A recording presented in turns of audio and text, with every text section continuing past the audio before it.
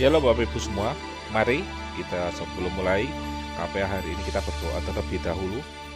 Terima kasih Tuhan Yesus, hari ini kami bersyukur kami bisa kembali bertemu dalam KPA secara online. Tuhan, biarlah sebelum kami mendengar firman Tuhan, Engkau membuka hati kami, pikiran, telinga kami, agar kami bisa menerima firman-Mu dan mengerti apa yang ingin Engkau sampaikan bagi kami. Berfirmanlah Tuhan, kami siap mendengarkan. Di dalam nama Tuhan Yesus kami sudah berdoa. Haleluya. Amin. Shalom Bapak Ibu semua. Hari ini kita akan bicara di dalam KPA Online tentang keinginan. Tema yang mungkin ini adalah tema sederhana dan saya yakin semua dari kita memiliki keinginan dalam kehidupannya. Nah, tapi ada satu hal yang menarik bahwa keinginan ini bisa menjadi satu pintu masuk sebuah dosa untuk menjadi dosa yang mengikat. Padahal keinginan ini tidak selalu buruk. Tapi kita mau belajar hari ini keinginan apa yang seharusnya kita miliki dan keinginan apa yang seharusnya kita hindari. Firman Tuhan hari ini diambil dalam Yakobus 1 ayat 14 dan 15. Saya bacakan firman Tuhan. Tetapi tiap-tiap orang dicobai oleh keinginannya sendiri, karena ia diseret dan dipikat olehnya. Dan apabila keinginan itu telah dibuahi, ia melahirkan dosa. Dan apabila dosa itu sudah matang, ia melahirkan maut.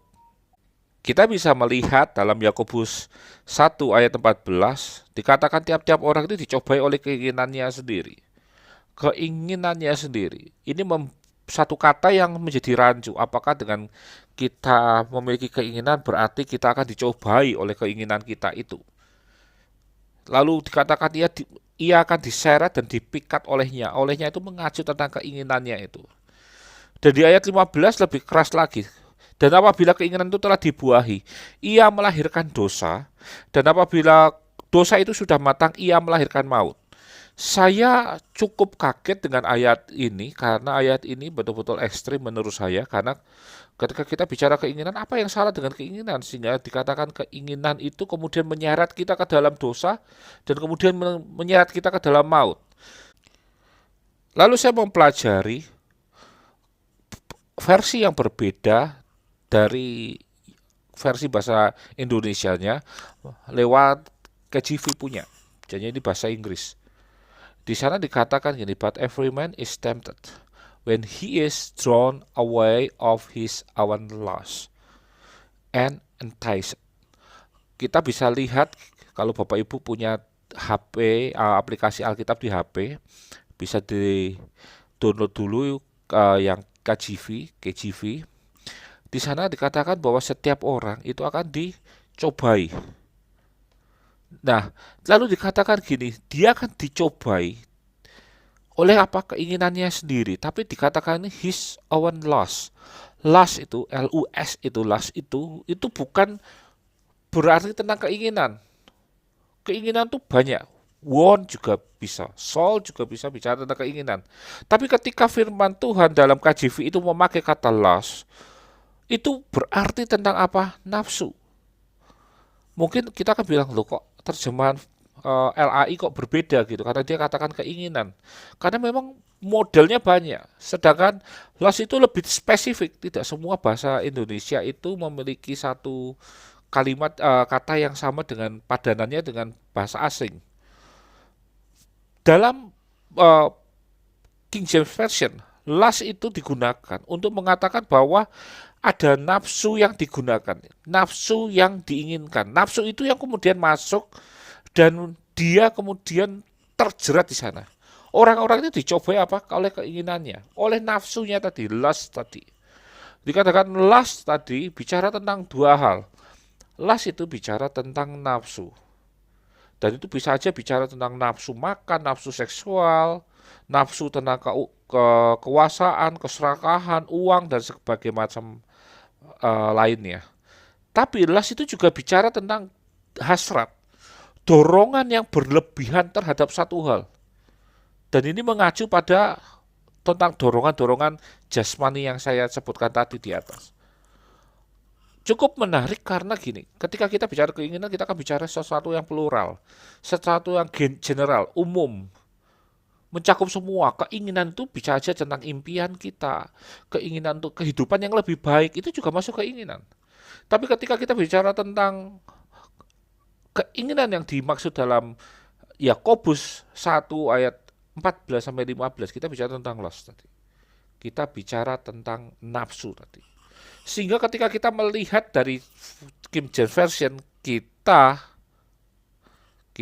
bisa melihat ada garis temunya. Mengapa Tuhan katakan dicobai oleh keinginannya? Sehingga kalimat ini bisa lebih terpatah, tapi tiap-tiap orang dicobai apa? Oleh nafsunya sendiri. Nafsunya sendiri. Karena ia diseret dan dipikat olehnya. Dua ayat ini dalam KJV itu sangat menarik. Di ayat 15 dikatakan lagi, then when lust had conceived, dikatakan apabila keinginan itu telah dibuai, nafsu tadi telah dibuai. Conceive itu bicara bukan tentang buah, pembuahan saja, atau ketika seperti sel sperma masuk dalam sel telur lalu dia membuahi saja. Tapi conceive itu bicara tentang bagaimana sesuatu hal itu masuk dalam satu kehidupan. Itu bagaimana satu hal itu merasuk dalam satu hal dan menjadi satu dalam satu tubuh tersebut. Termasuk di dalamnya apa? Pregnancy, kehamilan. Hamil itu bisa dikatakan conceive. Hamil itu conceive. Kalimat conceive ini menjadi kalimat yang luas maknanya, yang kemudian diartikan adalah telah dibuahi. Dalam ayat ini berarti kalau saya mau panjangin lagi, kita punya kesimpulan yang baru bahwa setiap orang itu akan dicobai oleh nafsunya sendiri. Hasratnya dia yang berlebihan.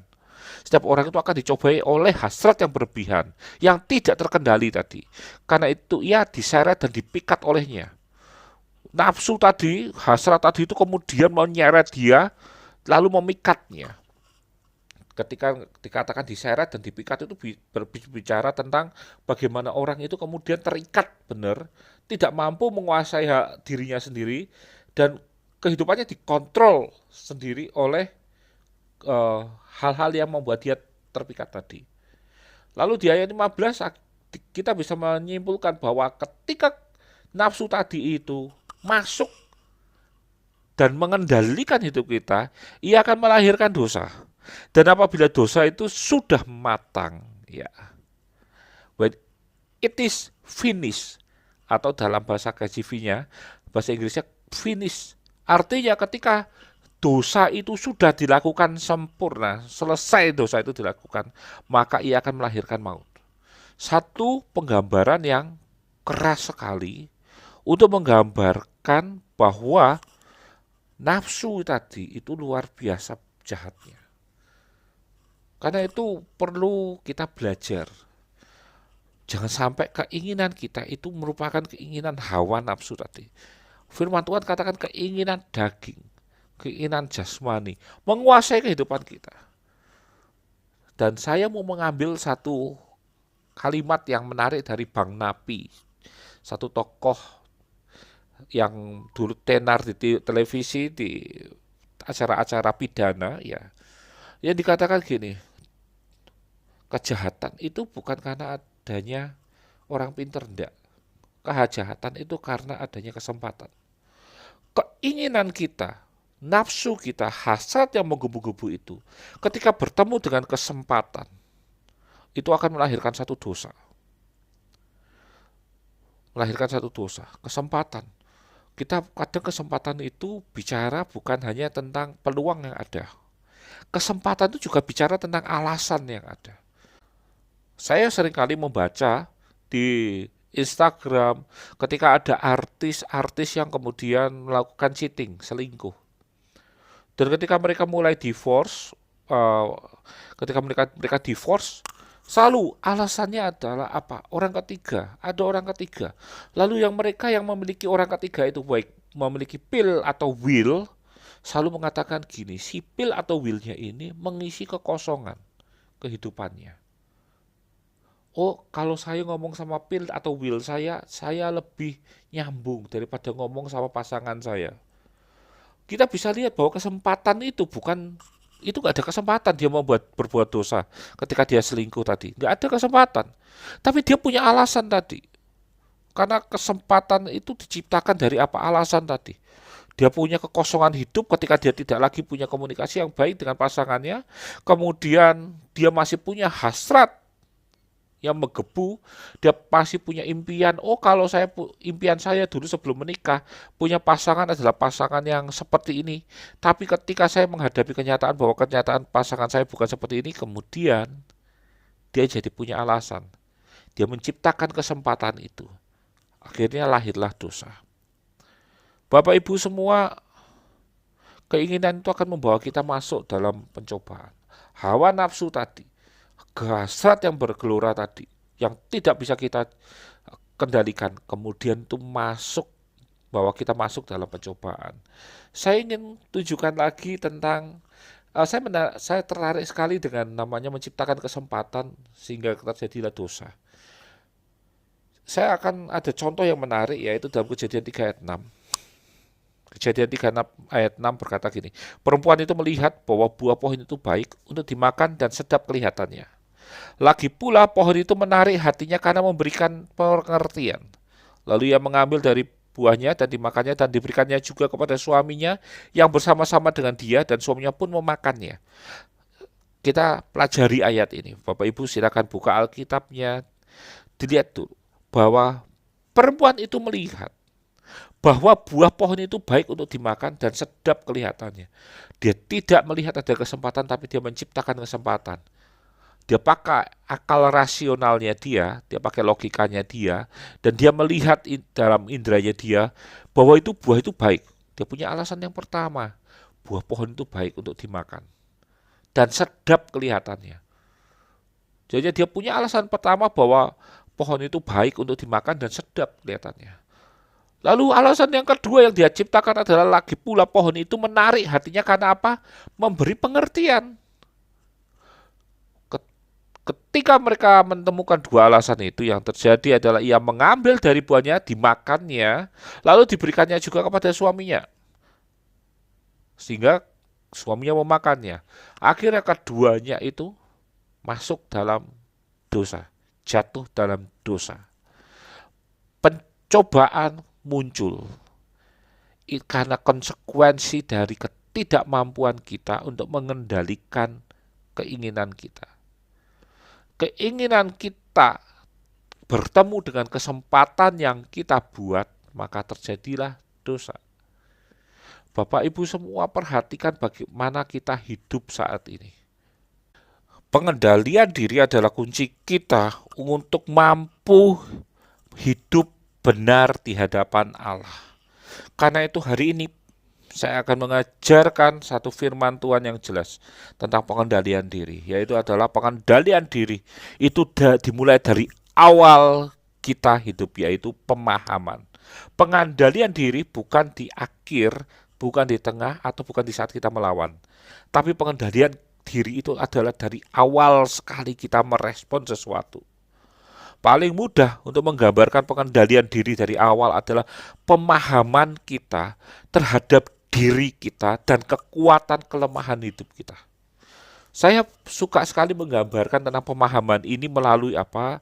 Ketika Bapak Ibu semua melihat satu iklan Shopee, Tokopedia, Bukalapak, Lazada dan lain sebagainya, lalu muncullah ada satu barang yang kita sukai, di situ ditulis lagi 50%, maka kita harus paham dulu. Yang pertama adalah apakah kita mampu beli? Kalau kita mampu beli, apakah ada uangnya? Dan yang kedua, kita harus paham lagi, apakah benar kita butuh? Kalau kita memang nggak butuh, ya sudah nggak usah beli. Lalu yang ketiga, apakah barang ini sesuai dengan harganya atau tidak? Seringkali kita bilang, oh sesuai ini makanya murah. Tapi begitu dilihat komen-komennya negatif semua. Akhirnya begitu kita nekat beli, yang datang barang comberan. Barang gombal-gombal nggak jelas kayak gitu. Pengandalian diri kita itu harus dari awal sekali ketika kita merespon sesuatu informasi yang masuk. Jangan sampai mau dikendalikan. Atau kita mesti, waduh tanggal berapa ini? 8 Agustus, wah tadi malam gak tidur ini. Bentar lagi ada 88. Wah kelewatan, tenang nanti 99, 10, 10, 11, 11, 12, 12. Lalu satu waktu ketika kita sudah keikat utang, kita bingung. Lalu kita berdoa, Tuhan utang saya banyak. Kenapa? Check out-nya banyak. Check out-nya banyak. Aduh, itu check out itu mau yang banyak itu mau buat cekot-cekot juga dalam kepala kita. Karena itu perlu kita itu dari awal sudah memahami diri kita. Dari awal kita sudah menguasai hidup kita. Dari awal kita tahu siapa diri kita. Pengendalian diri itu adalah kuncinya itu di situ. Di awal kita mampu mengendalikan diri. Yang kedua, pengendalian diri itu bicara bagaimana kita mencukupkan diri. Mencukupkan diri ini bicara bukan tentang bagaimana kita tidak membeli sesuatu yang penting yang ada kita cukupkan. Tidak. Saya selalu mengatur. Oh baju ini sudah 2 tahun saya pakai. Warnanya sudah mulai berubah. Sudah saya mulai singkirkan. Saya sudah mulai pakai untuk kegiatan di rumah, bukan lagi di kantor. Saya melihat lagi HP, handphone. Handphone itu yang saya pakai, itu biasanya usianya 4 tahun. Kenapa kok tidak pakai usia 5 tahun, 6 tahun, 7 tahun? Tidak. Karena apa? Teknologinya kan saya masih butuhkan. Kalau Bapak Ibu cuma butuhnya WA, enggak usah beli HP yang mahal-mahal. Kalau butuhnya kamera, enggak usah beli HP yang dapur pacunya ngeri. Cukup yang spesifik saja. Saya butuhkan banyak hal dalam fitur-fitur handphone itu, sehingga terpaksa saya harus punya standar handphone yang saya beli. Saya usiakan 4 tahun. 4 tahun ini harus kuat. Saya lihat harga-harganya. Jadi kita bicara cukup itu bukan bicara tentang kita nyirit hidupnya, enggak. Cukup itu bicara tentang bagaimana kita memenuhi kebutuhan dan tidak berlebihan. Itulah yang sebenarnya penting bagi kita untuk dikatakan cukup tadi. Penting bagi kita pengendalian diri itu dari apa? Rasa cukup tadi. Makanya ada orang bilang gini, apa yang tidak bisa dibeli oleh uang? Orang tulis banyak hal itu, bagi saya filosofi kosong. Rumah orang bisa beli, tapi suasana rumah, suasana kekeluargaan tidak bisa dibeli. Saya akan berdebat dengan kata-kata yang sederhana. Bapak Ibu kalau di dalam rumah tidak punya uang, tidak akan ada suasana rumah tangga yang baik. Pasti ribut. Apalagi orang bilang jalan-jalan bisa kita beli, tapi kebahagiaan tidak bisa beli. Coba kalau Bapak Ibu nggak punya uang. Saya tanya, bahagia nggak? Lagu Kus Plus itu lagu zaman dulu, nggak berlaku sekarang. Hati senang meskipun nggak punya uang, tapi sekarang udah cekot-cekot nggak punya uang. Karena itu rasa cukup itu penting. Ketika kita mampu mengendalikan diri kita, tidak berlebihan dan cukup dengan apa yang ada. Bukan berarti kita juga mengurangi kebutuhan kita, tapi rasa cukup tadi itu paling penting. Pengendalian yang diri yang kedua, yang pertama tadi bicara tentang pemahaman kita tentang diri kita, sehingga kita tahu bagaimana cara kita merespon pertama kali ketika kita melihat sesuatu hal atau mendengar sesuatu hal. Yang kedua adalah rasa cukup. Bahwa kita itu harus mampu mengendalikan diri, stop di tengah tadi. Enggak banyak-banyak. Sudah cukup, kalau makan sudah habis segini sudah cukup. Kalau kemarin makan di luar, sekarang nggak usah makan di luar, masak sendiri. Dan pengendalian diri yang ketiga, yang terakhir, itu adalah rasa syukur. Rasa syukur itu penting. Kenapa? Dengan rasa syukur itu menghindarkan kita dari penyesalan hidup. Seringkali penyesalan inilah yang menjadikan kita tidak mampu mengendalikan diri. Ayolah, daripada kita menyesal, mendingan kita pongol kewai. Mumpung ada waktu, mumpung masih muda, mumpung itu. Aduh, Bapak Ibu semua, jangan kata mumpung tadi. Bersyukur dengan apa yang ada. Pak, saya lagi kelebihan, bersyukur. Dengan kita bersyukur tadi, kita tahu bahwa uang yang kita dapatkan tadi bukan uang panas, bukan uang dingin, tapi itu adalah berkat dari Tuhan yang harus kita kelola. Ingat baik-baik bahwa mengelola berkat Tuhan itu adalah satu hal yang penting, yang Tuhan hargai. Ketika kita mampu mengelola uang kecil dengan baik, kita akan diberikan Tuhan uang yang lebih besar. Ketika kita mengelola kehidupan yang sederhana, kita akan bisa mengelola kehidupan yang lebih baik. Itu hukum Tuhan, bukan hukum saya, bukan hukum alam, tapi itulah hukum yang Tuhan berikan. Perkara yang kecil menyebabkan satu perkara yang besar. Karena itu baik Bapak Ibu semua, pengendalian diri yang terakhir adalah tentang rasa syukur. Ketika kita sudah mampu mengendalikan diri, memahami diri kita, kebutuhan kita, lalu kita tahu bagaimana kita menyetop ketika kita mendapatkan satu hal, kita tutup dengan rasa syukur tadi. Karena itu Bapak Ibu, mari hari ini jangan sampai kita masuk dalam pencobaan karena hawa nafsu kita. Karena kita berfoya-foya terhadap hidup kita, kita gak memikirkan masa depan kita gak memikirkan orang lain, kebutuhan kita dan sebagainya. Mari kita koreksi diri, perbaiki diri, sehingga kita menjadi pribadi yang lebih baik lagi. Milikilah tadi 3, mengendalikan diri dari awal, yaitu mengendalikan diri kita, memahami diri kita dengan baik. Yang kedua adalah mengendalikan diri kita dengan rasa cukup. Dan yang ketiga adalah mengendalikan diri kita dengan rasa syukur. Tuhan memberkati. Amin. Kita sudah mendengarkan firman Tuhan. Mari Bapak Ibu semua kita tutup Alkitab kita berdoa. Terima kasih Tuhan Yesus, hari ini kami bersyukur Engkau kembali mengingatkan kami, sehingga kami tahu pengendalian diri itu adalah kunci dari kehidupan kami, membangun hidup kami menjadi kehidupan yang lebih baik. Biar kami bisa mengendalikan keinginan kami bisa mengendalikan diri kami, apa yang kami lihat, apa yang kami dengarkan, sehingga kami bisa menjadi manusia yang jauh dari dosa, yang tidak lagi terikat oleh dosa, tapi kami menjadi manusia yang bebas, merdeka, karena Engkau yang membebaskan kami. Biar Engkau, Roh Kudus-Mu Tuhan, memenuhi hati kami, Roh Kudus-Mu mengendalikan hidup kami, menjadikan kami menjadi manusia yang kuat, menjadi manusia yang benar di hadapan-Mu. Terima kasih Bapa. Kami tutup ibadah KPA online pada hari ini. Dalam nama Tuhan Yesus kami berdoa. Haleluya. Amin.